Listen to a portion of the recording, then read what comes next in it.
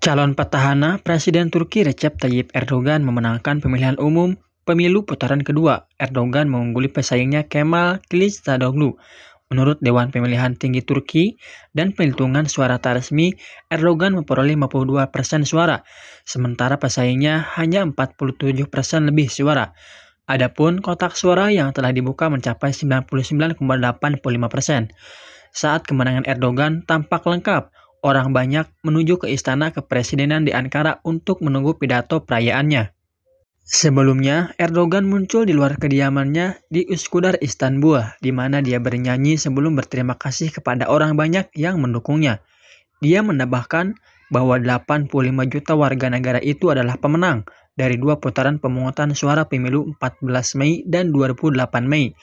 Presiden juga mengatakan bahwa oposisi utama Partai Rakyat Republik akan meminta pertanggungjawaban kandidat Kılıçdaroğlu atas kinerjanya yang buruk, menambahkan bahwa jumlah kursi CHP di parlemen menurun dibandingkan dengan jejak pendapat 2017.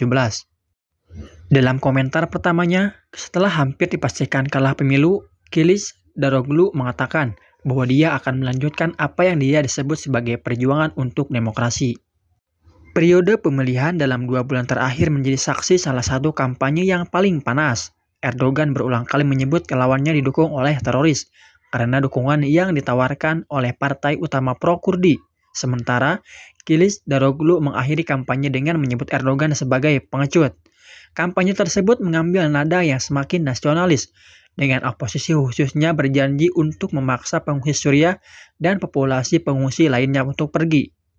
Pemungutan suara putaran kedua pada Minggu adalah pertama kalinya sejak pemilihan presiden langsung diperkenalkan pada 2014, bahwa pemungutan suara telah dilanjutkan ke tahap 2.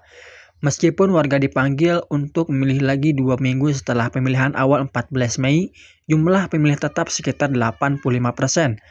Bagi orang Turki, setelah pembukuan kotak suara di televisi, hasilnya tergantung pada platform mana yang mereka ikuti, kantor berita yang dikelola negara atau kantor berita yang memiliki hubungan dengan oposisi.